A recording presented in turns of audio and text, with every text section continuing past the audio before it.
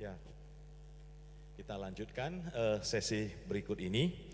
Bapak Ibu Saudara sekalian yang tadi baru memberikan kesaksian, khususnya yang senior, Ibu Paulina Oscar dan suami Bapak Kurnia Yohanes. Nah, beliau-beliau ini yang dulu waktu kami SD remaja membimbing kami. Waktu saya mau menikah pun selain konseling pranikah, kami minta beliau berdua untuk bimbing kami di dalam proses memasuki pernikahan kami. Nah, hari ini kami cross bersama gitu ya, puji Tuhan.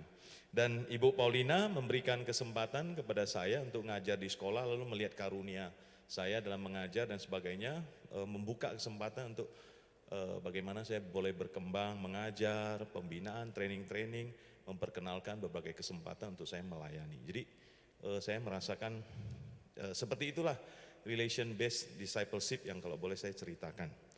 Lalu yang kedua saya mau saksikan lagi, tadi yang kesaksian Feni yang baju merah dengan Eli yang baju putih. Nah Feni itu, tadi saya selesai saya langsung telepon, saya bilang Feni terima kasih kesaksiannya ya, saya mau minta izin menyampaikan masa lalu kamu sebelum Kristen dan menjadi Kristen sekarang. Boleh nggak Feni? Oh boleh Mose, silakan. Nah saudara, Feni itu waktu pacaran belum Kristen. Nah, pacarnya jemaat kita, ya. Lalu, tapi ikut persekutuan, kemudian kita bimbing. Nah, dia ada pergumulan ketika dalam satu persekutuan ternyata ada gangguan kuasa gelap. Sampai kita doakan dan kita usir, kita tengking di gereja. Dan itu prosesnya mungkin setengah tahun sampai 1 tahun baru selesai benar-benar beres gitu ya. Lalu menikah dan hari ini saudara dia bisa berbicara, bersaksi dengan bahasa yang di depan umum, tidak gampang sebetulnya. Nah, kemudian dia sekarang sudah jadi guru sekolah minggu. Nah, kemudian suaminya sendiri sekarang adalah majelis periode ini. Nah, jadi saudara sekalian ini proses daripada keseluruhan pembinaan ataupun pemuritan baik dari mimbar, firman Tuhan dan sebagainya, tapi jangan lupa yang paling efektif adalah karena ada relasi yang kita jangkau, kita bawa masuk ke Komsel, lalu kita bimbing, lalu ada percakapan pribadi, mentoring pribadi dan seterusnya.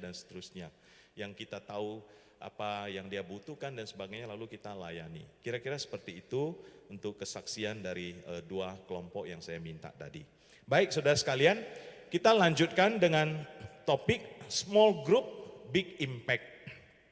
Pada waktu saya dikasih tema oleh tim materi, small group, big impact, saya pikir bergumul dan doa, saya dapatkan contoh di dalam firman Tuhan apa ya. Kemudian saya melihat ada di dalam Kisah Para Rasul, small group yang sedang berkumpul.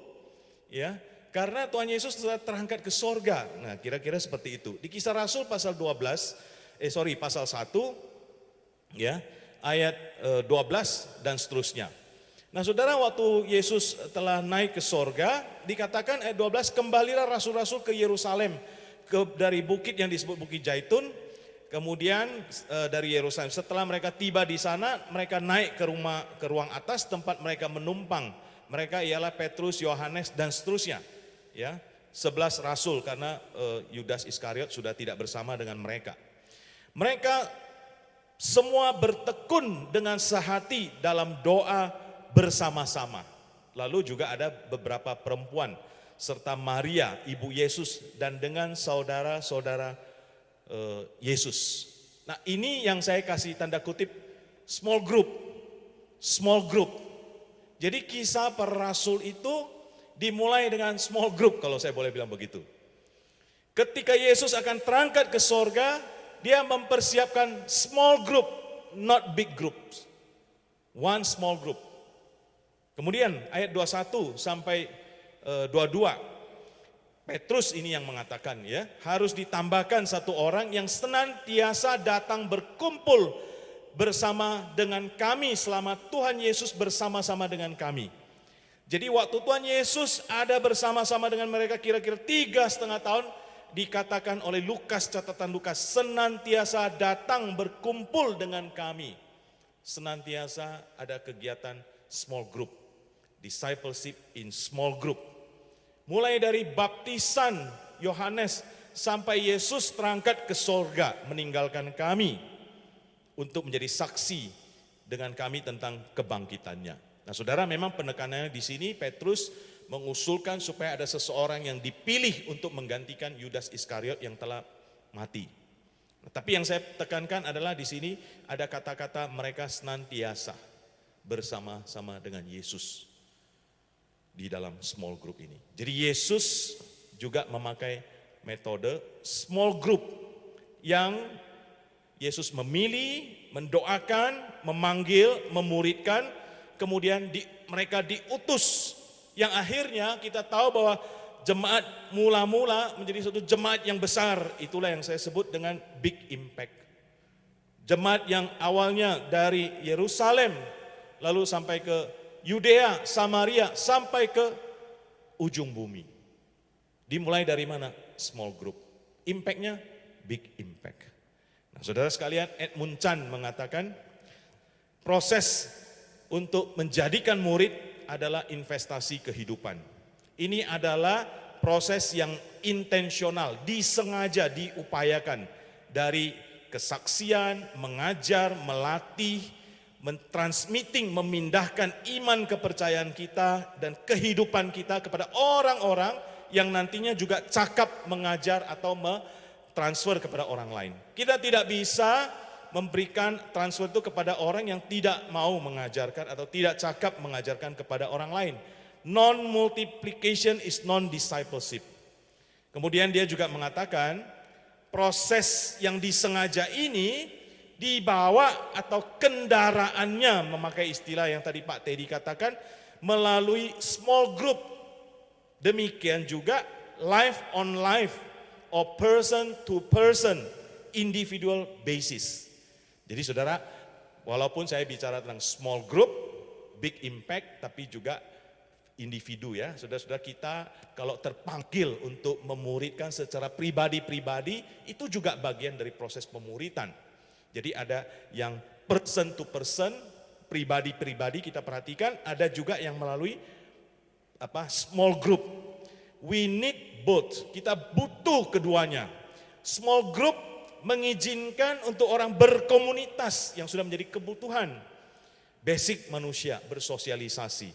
Person to person menghargai input dan personal attention. Person to person lebih mendalam perhatiannya. Small group juga tentu mendalam ya, tapi person to person langsung secara pribadi. Nah, kemudian kita melihat esensi komunitas sel. Dengan small group, kita mengalihkan tanggung jawab pastoral ke lebih banyak orang sehingga lebih banyak jiwa yang terlayani dengan baik. Tadi di dalam Q&A Pak Teddy sudah mengatakan ya, hamba Tuhan begitu disibukkan dengan begitu banyak program gereja, harus terlibat komisi ini dan sebagainya. Nah, bagaimana salah satu cara untuk menolong gereja bisa maju memuridkan adalah komsel atau small group. Mengalihkan tanggung jawab pastoral kepada lebih banyak orang sehingga lebih banyak jiwa yang terlayani dengan baik. Memungkinkan penjangkauan jiwa yang lebih luas. Memungkinkan persekutuan yang lebih personal untuk melakukan proses pemuritan.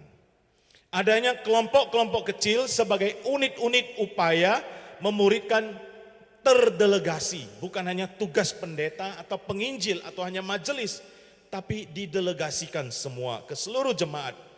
Tapi saudara, hati-hati catatannya.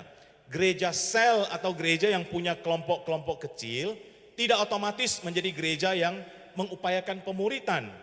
Tetapi kelompok kecil bisa menjadi infrastruktur, kendaraan, dan strategi untuk mobilisasi dan upaya pemuritan tetap harus menjadi tujuan utama. Tujuan utamanya bukan kelompok selnya. Kelompok selnya atau small groupnya adalah kendaraan.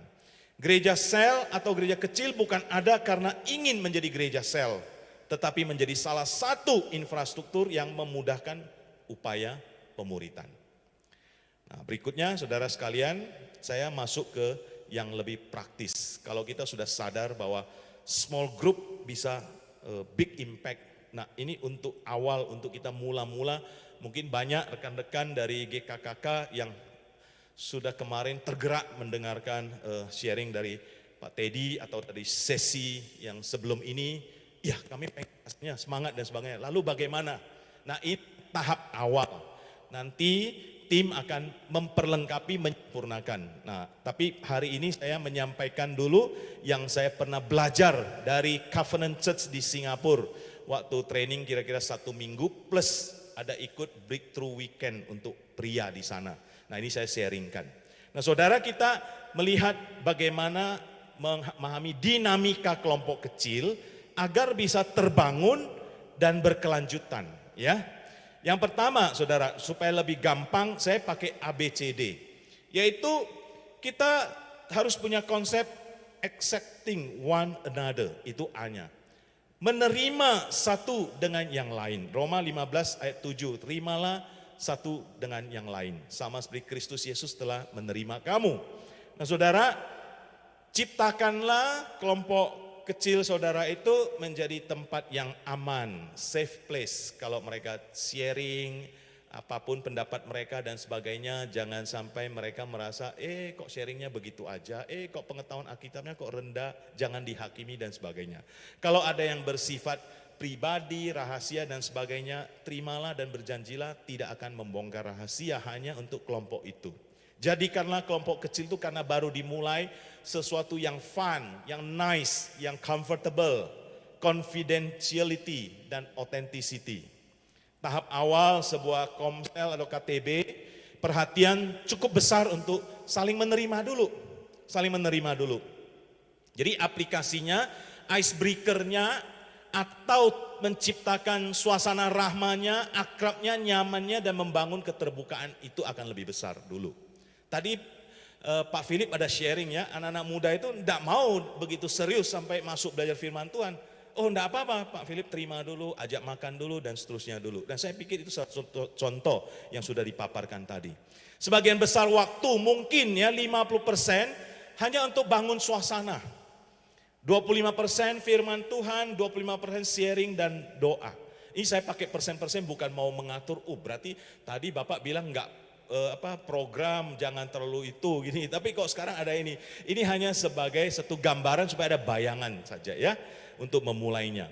Peran pemimpin cukup besar di bagian A ini. Kadang-kadang hampir 95%. Jadi pemimpin yang meng-calling satu persatu, mendoakan, mengajak, mempersiapkan segala sesuatunya. Nah, saudara sekalian, kita lihat pola Tuhan Yesus di dalam accepting one another. Yesus menerima terbuka siapa saja yang mau datang kepadanya, ya.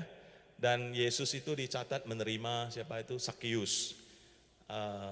Orang-orang yang pada zaman itu disebut dengan orang-orang yang berdosa, ya. Menerima Nikodemus. Nah, pada waktu murid-murid mengikut dia juga, Tuhan Yesus itu tanda petik banyak memberikan icebreaker. Nah, bisa bayangkan enggak ya? Tengah-tengah malam tiba-tiba icebreaker-nya Tuhan Yesus jadi hantu. Itu icebreaker kan? Wih, hantu. Nah, saudara, itu icebreaker menurut saya ya. Memberikan suasana ikut Yesus tuh ada adrenalinnya juga gitu ya. Nah, bagaimana waktu mereka ribut siapa yang paling besar, Tuhan Yesus bawa seorang anak kecil. Pengajaran yang tiba-tiba nggak tahu, ini kreatif sekali. Ya, bagaimana mereka mau menghakimi perempuan yang kedapatan berzina, Tuhan Yesus cuma tulis, lalu tanya siapa yang tidak berdosa silakan lempar dulu. Ini icebreaker juga. Banyak kejutan-kejutan yang membuat murid-murid tidak bosan untuk mengikut Yesus di dalam small groupnya itu. Banyak sekali kejutan. Kejutan yang paling terakhir sebelum sebelum disalibkan yaitu kejutan basuh kaki. Luar biasa bukan? Nah, juga kemudian kejutan memulihkan Petrus, itu juga bagi saya kejutan sekali. Kejutan kepada Thomas juga, yang gak percaya bahwa Yesus sudah bangkit. Nah, kita melihat, begitulah cara Yesus accepting one another. Yang kedua, B, building one another. Saling membangun satu dengan yang lain. Ya, nah ini sudah sedikit lebih melangkah maju. Sudah membangun kepercayaan. Sudah mulai melepaskan batasan-batasan. Sudah mulai berani bicara, tapi tetap positif. Tahap kedua sudah terbangun, saling percaya, saling mengerti satu dengan yang lain. Sehingga saling membangun dan nasihat yang jujur bisa diterima satu dengan yang lain. Kalau udah ada nasihat, teguran, udah nggak gampang merasa sakit hati dan sebagainya. Tentu menasehati dan menegur juga dengan bahasa dan komunikasi yang baik, yang sehat. Nah di sini icebreaker-nya sudah bisa dikurangi, bisa lebih banyak topik bahasan. Mungkin 60% waktu untuk firman Tuhan, sharing dan doa. Peran pemimpin mulai dikurangi, bisa lebih banyak melibatkan peserta. Mungkin peserta diajak pimpin doa, dia sudah bisa, atau dia yang menguraikan sedikit PA, atau dia diajarin cara memimpin sharing. Baru masuk ke tahap ketiga, dinamikanya adalah counseling, ya. Teaching and admonishing one another. Ini lebih dalam lagi karena dia mengajar dan menegur satu dengan yang lainnya. Tadi yang nomor 2, maaf, itu masih membangun satu dengan yang lain. Nah saudara, berbicara dengan benar, berjalan dengan kebenaran. Kelompok ini sudah lebih matang dalam berdiskusi, dalam sharing, dalam pokok bahasan yang sudah mendalam. Ada kemajuan dan kedewasaan rohani, komitmen dan tanggung jawab terbangun. Sudah mulai berani mengakui dosa bersama-sama, tapi tetap saling menerima. Ya, icebreaker-nya tergantung situasi. Bila perlu ya nggak usah icebreaker, langsung sharing, langsung firman Tuhan, langsung PA. Sebagian besar peserta sudah terlihat memiliki karunia pemimpin, sudah kelihatan dia passionnya apa, dia mau memimpin, dia sudah bisa dan sebagainya. Sehingga peran pemimpin sudah diperkecil. Sekarang tinggal melatih dan memperlengkapi pemimpin baru. Peserta ditantang untuk baca gali Alkitab, dilatih melayani, diikutkan besuk, perhatian ke jemaat, bersaksi PI dan sebagainya. Tahap yang keempat, yang terakhir adalah desiring God atau Christlessness with one another. Ya, senantiasa merindukan Tuhan, senantiasa menjadi serupa dengan Tuhan. Ya, berjalan to live in Christ. Komitmen yang sangat dalam menjadi pengikut Kristus. Penuh tanggung jawab, dewasa rohani, memiliki hasrat untuk melayani Tuhan. Misalnya pelayanan yang lebih sulit. Dia sudah ditantang untuk PI pribadi, dia berani. Bermisi dia ikut, mengorbankan waktu pekerjaan, dia ikut demi pekerjaan Tuhan. Bahkan kita boleh menantang sampai dia menjadi hamba Tuhan. Banyak sekali saudara mungkin orang-orang yang dipanggil untuk menjadi hamba Tuhan, tapi nggak pernah ditantang, nggak pernah ditanya sehingga dia juga nggak mendoakan. Nah melalui kelompok kecil ini bisa sampai ke situ. Icebreaker tergantung situasi. Pemimpin-pemimpin baru mulai muncul, mulai rencanakan buka kelompok yang baru. Ya. Bisa 60 sampai 80% bicara tentang ke depan mau apa nih? Ke depan Tuhan panggil kita ngapain? Ke depan kita mau kerja apa untuk Tuhan? Nah itu tahapan yang terakhir. Nah saudara, kita lihat gambaran besarnya seperti ini kira-kira ya. Nah kalau kita baru mulai, mungkin icebreaker atau membangun relasi ya. Kalau saya bilang icebreaker, tidak setiap kali ketemu tuh harus main games icebreaker ya. Pokoknya apa yang membuat cair suasana, tidak kaku, membuat orang fun untuk datang ya, begitu. Jadi saya kasih 5 bintang, porsinya lebih besar dulu. Supaya kita terima dulu, orang mau datang dulu, nyaman dulu, relasi itu dibangun dulu. Ya. Kemudian firman Tuhannya 3 bintang, doa sharingnya 2 bintang. Tantangan mungkin kita jangan nantang dulu. Jangan baru hari ini pertemuan, apalagi masih baru-baru, udah minggu depan kamu yang pimpin doa ya, kaget gitu ya. Oh minggu depan kamu kesaksian ya, minggu depan kamu baru pertama gitu ya, baru masuk dalam kelompok, jangan dulu gitu ya. Kemudian kalau sudah beberapa minggu, beberapa bulan dan sebagainya, mungkin kita sudah bisa masuk tahap kedua, building one another. Icebreaker-nya bisa dikurangi, bahas firman masih sama, doa sharing ditambah. Boleh mulai menantang 1-2 orang untuk pelayanan di dalam kelompok kecil itu. Kemudian counseling one another, kemudian desiring God. Itu kira-kira gambarannya ya, seperti itu. Nah saudara-saudara sekalian, kemudian kami juga diajarin waktu di IDMC itu atau gereja church CEFC ya, Covenant Evangelical Free Church, tentang langkah-langkah awal, baik untuk yang pribadi maupun yang kelompok kecil, small group. Yang pertama adalah kita berdoa tentunya, bersandar pada kuasa Tuhan daripada usaha manusia. Ya, walaupun kita mendengar sesi-sesi ini kita semangat, saya mau ini, saya mau itu, saya mau ini, saya mau itu. Saya katakan lupakan dulu itu semua, berlutut berdoa dulu. Di situ nanti Tuhan yang mendorong, yang menggerakkan kita mau apain dulu, mau apain dulu, mau apain dulu. Datang dulu kepada Tuhan. Doakan proses pemuritan yang akan dilalui. Apa yang akan saya tanya, apa yang Tuhan ingin saya sampaikan, saksikan ayat apa yang mau di-sharingkan. Doakan pertumbuhan rohani bersama. Doakan siapa yang nanti Tuhan mau pimpin untuk saya ajak bergabung. Dan seterusnya. Nah, kalau kita ikut Matius pasal 7, ayat 7 sampai 8, mintalah, maka kamu akan mendapat. Jadi doa dulu, minta dulu sama Tuhan. Tuhan, saya pengen mulai, baik secara pribadi ataupun yang mau kelompok kecil yang gereja mau atur, doakan, minta kepada Tuhan. Yang kedua, carilah. Setelah doa, baru cari. Awali dengan menunjuk perhatian Anda kepada sebanyak mungkin orang. Selanjutnya mintalah agar Tuhan memampukan Anda untuk membagikan kehidupan dengan sejumlah orang. Baru kemudian menentukan dan mengkhususkan perhatian pribadi Anda pada orang yang akan menjadi murid rohani Anda di dalam kelompok kecil. Jadi saudara mulai catat nih, gereja mungkin ada 100 jemaat, 200 jemaat, 300 jemaat. Saudara catat mulai dari yang paling akrab sampai yang akrabnya angka 10, ada berapa orang? Ya, misalnya 20 orang, 30 orang. Cari lagi dari sana, mungkin dalam 1 minggu ini saya mau sharing kepada 3 orang saja untuk menggumulkan, yuk kita bentuk kelompok kecil yuk. Seperti itu misalnya ya. Ini untuk para hamba-hamba Tuhan dulu. Tapi kalau untuk kaum awam mau mulai dulu secara pribadi, coba diskusikan dengan majelis hamba Tuhan. Mau mulai dengan proses ini.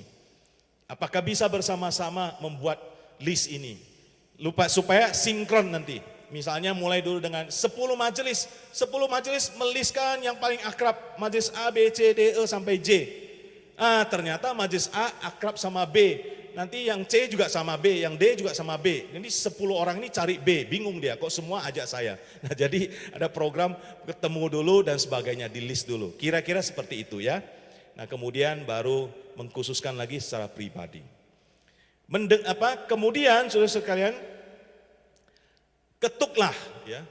Tadi minta, cari, ketuk. Baru ketuk pintu hatinya. Mendengar dan bertanya daripada menggurui. Pertanyaan evaluatif, reflektif dan kontekstual ini bisa dipakai. Tapi ini bukan maksudnya, Pak Alipin sudah kasih ya 3 pertanyaan ini, 3 pertanyaan ini. Nanti kita bertemu, ayo kita bahas 3 pertanyaan. Bukan ya, ini hanya pertanyaan panduan. Jadi bentuk pertanyaannya bisa lain-lain tapi arahnya ke sini. Kira-kira seperti itu ya. Ini bisa dipakai untuk kita pribadi, person to person, atau kita bisa pakai untuk kelompok kecil kalau gereja belum menyediakan bahan atau kurikulumnya. Gitu ya.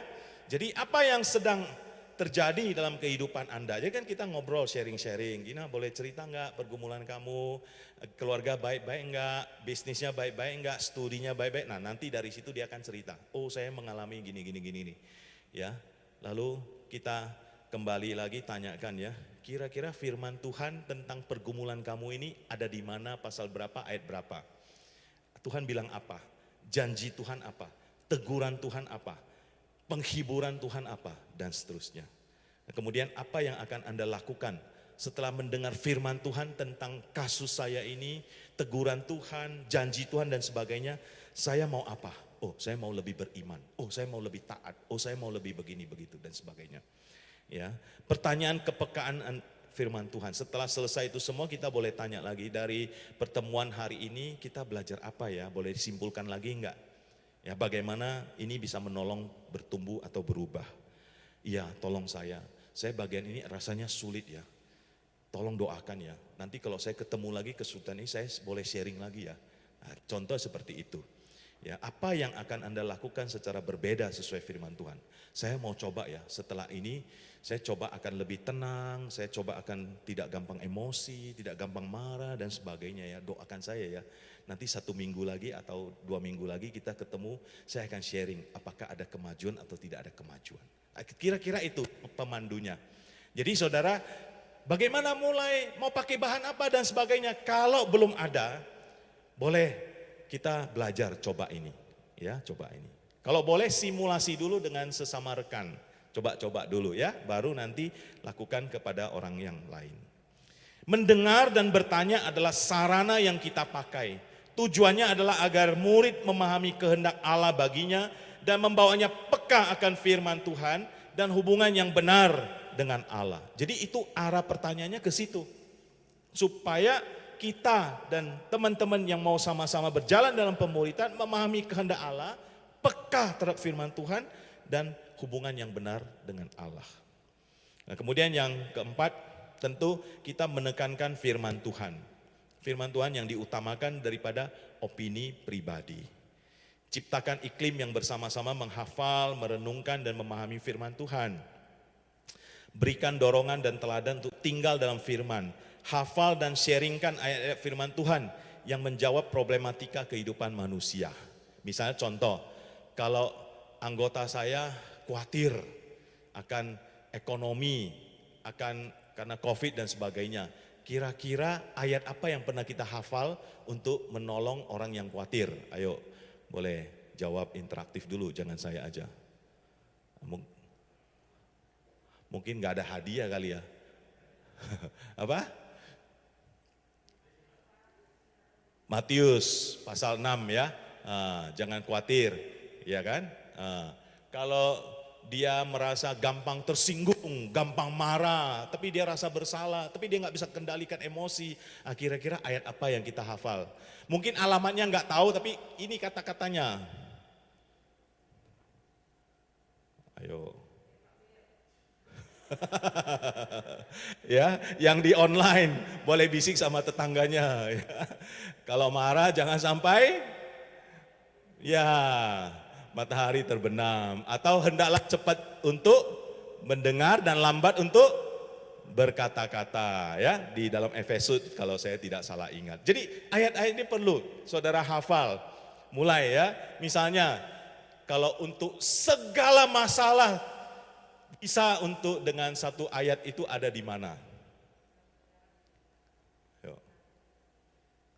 Segala perkara dapat kutanggung di dalam Tuhan yang memberikan kekuatan kepada Filipi 4:13. Nah itu bisa. Bisa juga Mazmur 23, apa? Tuhan adalah gembalaku. Jadi kalau saudara bingung mau pakai apa ayat apa ya? Ya Mazmur 23. Ya gitu ya. Tapi kalau bisa lagi banyak ayat-ayat firman Tuhan yang lain itu tentu lebih bagus. Ya, jadi kita menekankan firman Tuhan. Kemudian memberi dorongan, dukungan dan tantangan, ya, bukan penghakiman. Ya, Ibrani mengatakan, marilah kita saling memperhatikan supaya kita saling mendorong dalam kasih dan dalam pekerjaan baik.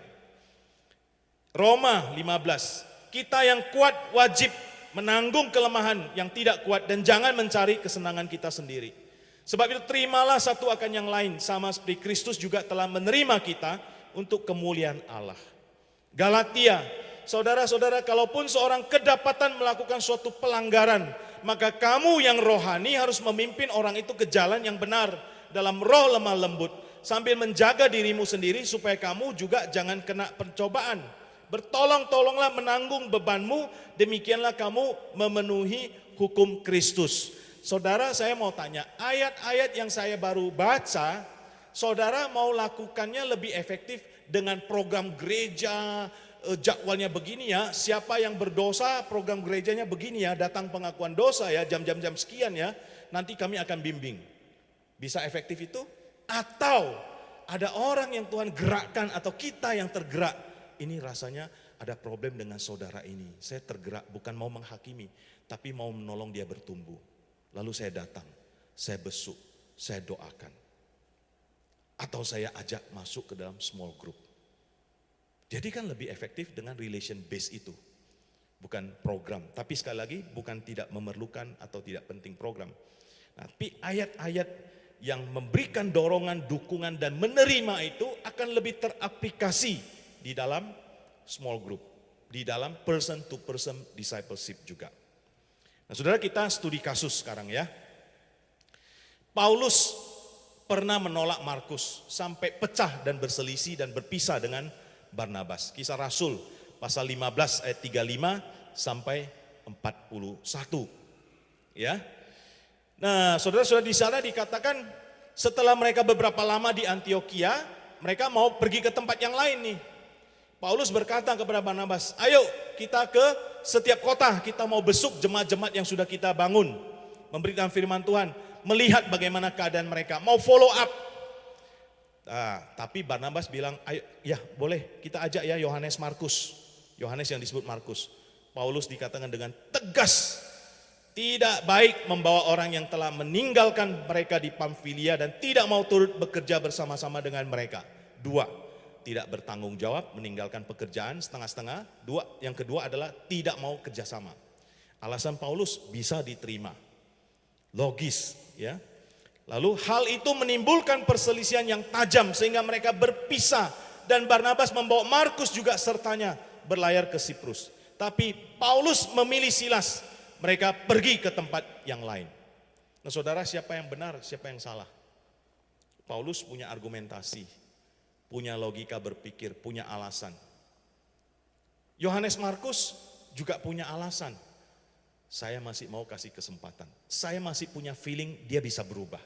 Dia bisa bertobat. Dia bisa komitmen lagi. Kasihlah kesempatan. Jadi dua-dua nggak salah sebetulnya. Tapi dua-dua juga tidak 100% benar ya. Tapi saya bersyukur Alkitab mencatat ada Barnabas yang menerima. Dan jangan lupa karena sifat Barnabas inilah yang mungkin orangnya sangat membawa damai, harmonis. Dia bisa membawa Paulus yang menganiaya jemaat untuk diterima oleh siapa? Para rasul yang lain. Mereka ketakutan, kirain Paulus itu pura-pura jadi Kristen. Kan ini preman yang mau menganiaya orang Kristen. Tapi yang berhasil meyakinkan itu Barnabas. Barnabas yang menerima. Nah saudara, singkat cerita, puji Tuhan, Alkitab tidak berhenti sampai di situ. Akhirnya Paulus bersedia menerima Markus. Kolose pasal 4 ayat yang ke-10 ya. Salam kepada kamu dari Aristarkus, temanku sepenjara, dan dari Markus kemenakan Barnabas. Tentang dia kamu telah menerima pesan, terimalah dia apabila dia datang kepadamu. Saudara sekalian, ayat di Kolose pasal 4 ayat 10 itu adalah surat-surat yang Paulus tulis menjelang kematiannya. Dia mengatakan, temanku sepenjara dan dari Markus kemanakan Barnabas. Jadi dia mau tulis surat kepada jemaat Kolose. Kira-kira skenarionya begitu. Pak Paulus lagi tulis surat kemana? Jemaat Kolose. Saya titip salam ya kepada mereka. Betul nggak? Jadi Paulus tuliskan salam dari Markus kemenakan Barnabas. Berarti Markus ada di mana? Menemani dia di dalam penjara. Jadi terjadi pemulihan hubungan relasi yang luar biasa antara Paulus dengan Markus. Yang kedua, di dalam 2 Timotius pasal 4 ayat 11. Hanya Lukas yang tinggal dengan aku. Jemputlah Markus dan bawalah ia kemari karena pelayanannya penting bagiku. Saudara, 2 Timotius itulah surat-surat yang sangat mengharukan yang di sana Paulus mengatakan darahku sudah tercurah saat kematianku sudah dekat.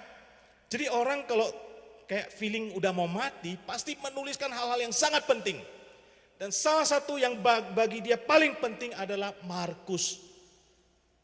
Ya saudara, ingat kembali mungkin pengalaman kalau orang tua kita mungkin merasa dia sudah mau dipanggil Tuhan, pasti dia pengen ketemu anak cucu, kalau biasa semua kumpul. Paulus pengen supaya Markus bisa datang. Karena pelayanannya penting bagiku. Terjadi pemulihan. Karena ada orang yang mau investkan waktu untuk membina, membimbing orang yang pernah tanda petik tidak bertanggung jawab, meninggalkan pelayanan dan tidak bisa kerjasama. Barnabas. Big impact-nya apa? Orang ini adalah juga, kalau saya tidak salah ya, saya sudah baca tafsiran, orang ini juga adalah penulis Injil Markus. Injil yang pertama itu bukan Matius. Injil yang pertama itu adalah Injil Markus. Small group or small influence of person to person, but big impact. Luar biasa ya. Kemudian multiplikasi, pelipat gandaan rohani. mengalami kedewasaan rohani serupa dengan Kristus, mengalami transformasi hidup, pemulihan luka batin atau trauma yang menghambat kedewasaan, tergerak menjangkau orang lain untuk bersama-sama berjalan sebagai murid Kristus, tertantang untuk menggumulkan panggilan Tuhan, melayani, bersaksi, bermisi, mengasihi sesama, dan bahkan ditantang untuk menjadi hamba Tuhan full time. Lebih efektif, lebih realistis bisa dicapai dengan big groups or small group. Small group menurut saya. Ya, saudara, memang kita waktu dengar firman Tuhan kita bisa dipulihkan juga. Waktu khotbah ramai bisa juga. Ya, tetapi ada orang-orang yang akan lebih bisa dipulihkan kalau dia ada counseling pribadi dan sebagainya. Ya, makanya di dalam small group kalau kita tahu itu dan kita punya karunia counseling, kita boleh counseling. Tapi kalau tidak, kita boleh refer ke hamba Tuhan atau orang-orang yang punya karunia untuk counseling supaya terjadi pemulihan. Nah, kemudian di dalam small group kita terus mendoakan, menggumulkan kalau ada anggota kita yang bergumul untuk jadi hamba Tuhan dan sebagainya. Itu akan lebih menguatkan panggilan dia. Multiplikasi, pelipat gandaan akan lebih terimpact dengan small group juga. Ya, mari bersatu mengupayakan pemuritan. Ya, ini udah hampir-hampir sesi-sesi terakhir ya. Kita pahami visi pemuritan yang kemarin Pak Teddy sudah sampaikan, nanti ke depan kita akan adakan lagi pembinaan seperti itu. Mari kita menanamkan visi tersebut kepada seluruh jemaat. Mari kita mendoakan upaya pemuritan gereja. Kita siap sedia terlibat sebagai pemimpin kalau nanti diajak hamba Tuhannya. Mari kita berdoa, berlutut, belajar dan mulai mengupayakan juga pemuritan secara pribadi. Kalau setelah dari sesi-sesi ini saudara terbakar, saudara tergerak, pikirkan, catat siapa namanya, doakan dan sebagainya. Mulai besok saya mau satu orang saya perhatikan. Besok saya satu orang, saya mau tanyakan apa yang tertulis tadi, ide-ide yang bisa untuk saya mulai pemuritan bersama. Kemudian masuk ke langkah berikutnya. Secara sinode ya. Yang pertama, tim untuk mengembangkan atau upaya pemuritan ini telah dibentuk pada bulan Mei yang lalu waktu sidang tahunan di Bandung.